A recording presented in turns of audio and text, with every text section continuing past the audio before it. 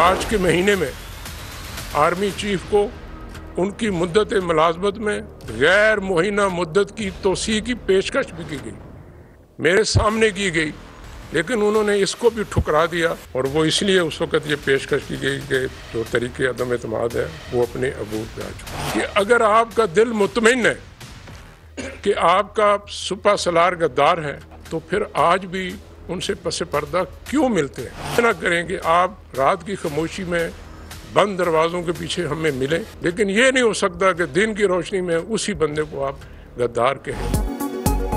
आपका सिपा सलार गद्दार है तो तारीफों के पुल क्यों बांधते थे, उनकी मुद्दत मुलाजमत में तोसी क्यों दे रहे थे, पसे पर्दा क्यों मिलते रहे। इदारे के दिफा के लिए खुफिया एजेंसी के सरबराह मैदान में आ गए। DGISI lieutenant general Nadeem Anjum की गुफ्तगू, कहा झूठ से फितना फिसाद का खतरा हो तो सच का चुप रहना नहीं बनता। नदीम अंजुम ने बताया कि मार्च में आर्मी चीफ को गैर मुइना मुद्दत की तोसी की पेशकश की गई, जिसे उन्होंने ठुकरा दिया। ये ना करें कि रात की खामोशी में बंद दरवाजे के पीछे मुलाकातें करें और दिन को उसी बंदे को गद्दार कहें। सदर मुमलिकत से जिन मुलाकातों का जिक्र किया गया वो मुलाकातें हुई, लेकिन नतीजा खेज साबित नहीं हुई।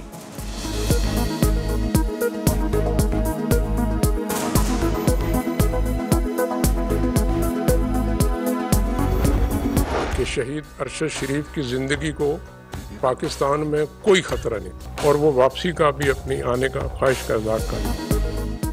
अरशद शरीफ की जिंदगी को पाकिस्तान में कोई खतरा नहीं था। DGISI lieutenant general Nadeem Anjum का बड़ा इंकशाफ, कहा हुकूमत ने तहकीकात के लिए टीम बनाई है, जो भी नतीजा आएगा DGISPR आगाह करेंगे। केन्या में अपने हम मनसब से राबिते में हूँ। इब्तदाई तहकीकात के मुताबिक वाक़या शनाख्त की गलती की वजह से पेश आया, लेकिन हुकूमत पाकिस्तान इससे मुकम्मल मुतमईन नहीं।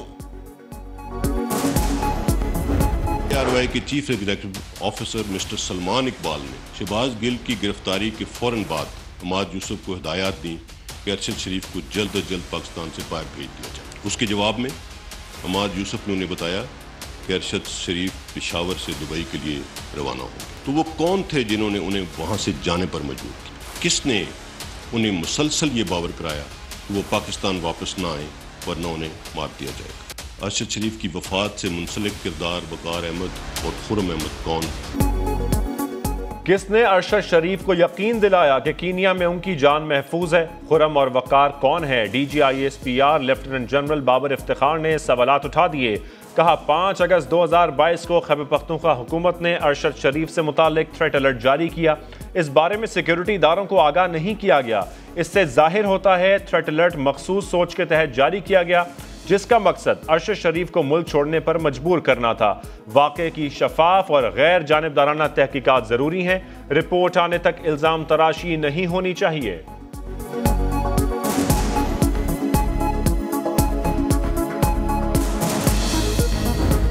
फौज के खिलाफ एक मखसूस बयानिए को परवान चढ़ाया। पाकिस्तान आर्मी से सियासी मुदाखलत की तवक्को की। यहाँ तक कहा गया कि साइफर को छुपाया गया। तो फिर सवाल यह है कि फॉरेन ऑफिस जो साइफर प्रोसेस कर रहा था, क्या उसने उसे छुपाया? और जो उस वक्त साइफर को हैंडल करने के जिम्मेदार थे, उनके खिलाफ फिर क्या एक्शन लिया गया? और अगर नहीं लिया गया कोई एक्शन उनके खिलाफ, तो क्यों नहीं लिया गया?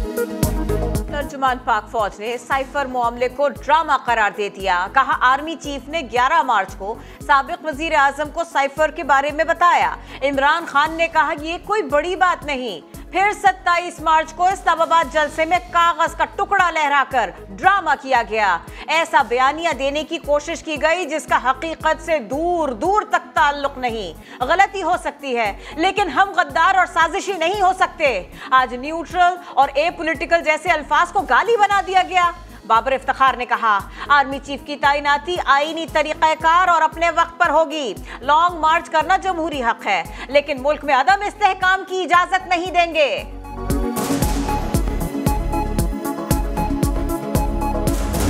क्या वजह है कि हुकूमत की जानिब से प्रोपेगेंडा मुसलसल दूसरी साइड से हो रहा है, लेकिन हुकूमत की तरफ से एक्शन क्यों नहीं लिया जा रहा? क्या शुबा ये भी है कि क्या इसमें कहीं पर भी इंडिया की तरफ से भी कोई किरदार अदा किया जा सकता है? सर, इसका कोई शुबा है?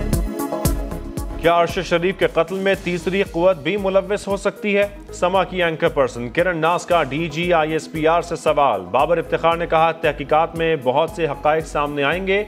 मनफी प्रोपेगेंडे पर हुकूमत के जवाब ना देने का तासुर गलत है, हुकूमत जवाब देती है।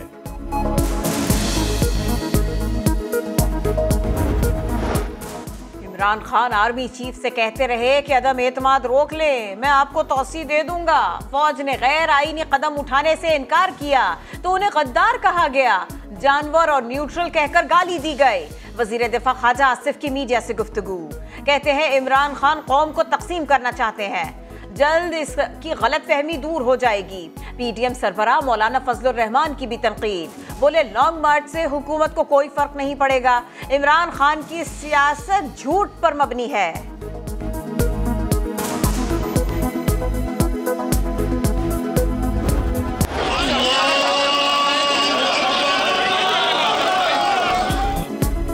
सीनियर सहाफ़ी अरशद शरीफ का सफ़र आखिरत। फैसल मस्जिद में नमाज जनाजा, लोगों की बड़ी तादाद में शिरकत। मरहूम को आहों सिस्कियों में सुपुर्द खाक कर दिया गया।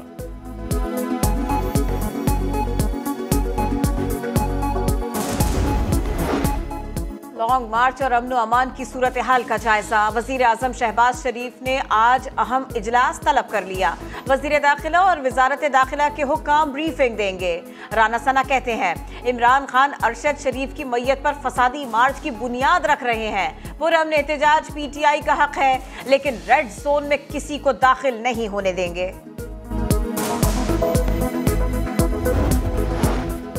लॉन्ग मार्च के लिए बंदे कहां से लाएं? PTI अरकान ने हाथ उठा लिए। 4000 और 6000 अफराद नहीं ला सकते तो कम अज कम 1000 ही ले आओ। क़यादत की नई हिदायत। लॉन्ग मार्च के लिए पंजाब के वसाइल का बेदरेग इस्तेमाल। इमरान खान ने लाहौर बार को 5 करोड़ रुपए का चेक थमा दिया। अवाम के टैक्स का पैसा किस तरह किसी एसोसिएशन को दिया जा सकता है? सवाल उठने लगे।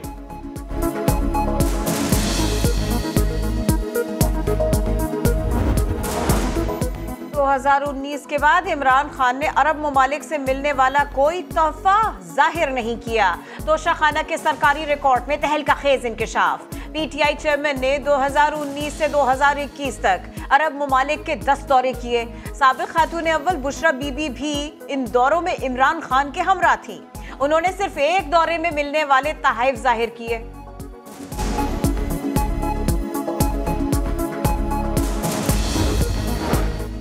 रियासत मदीना बनाने के दावेदारों ने अपने दौर में हज मिशन को भी नहीं बख्शा। हज मिशन जद्दा में 2 अरब 40 करोड़ की मुबैना करप्शन।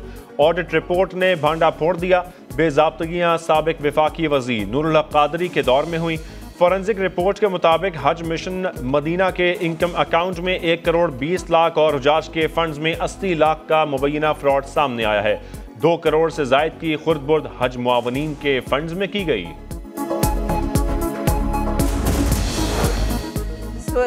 जब्र और नाइंसाफियों की तवील दास्तान। पाकिस्तान समेत दुनिया भर में मुकीम कश्मीरी आज भारतीय कब्जे के खिलाफ यौम सियाह मना रहे हैं। पाकिस्तानी अवाम भी मजलूम कश्मीरियों के शाना बशाना। इन रब्बानी खर की क़यादत में दफ्तर खारिजा से रैली। शुरका D चौक से होते हुए पार्लियामेंट हाउस पहुंचे। जब तक कश्मीरियों को हक़ खुद इरादियत नहीं मिल जाता, पाकिस्तान मजलूमों के साथ खड़ा रहेगा। वज़ीर आज़म का पैगाम। कराची के इलाके क्लिफ्टन में बच्ची से इज्तिमाई ज्यादती का केस। अदालत ने 2 मुल्ज़िमान का 4 रोज़ा जिस्मानी रिमांड मंजूर कर लिया। मुतासरा बच्ची ने मुल्ज़िमान को अदालत में शिनाख्त कर लिया। DIG साउथ कहते हैं शवाहिद मौजूद हैं, मुल्ज़िमान की सजा यकीनी है।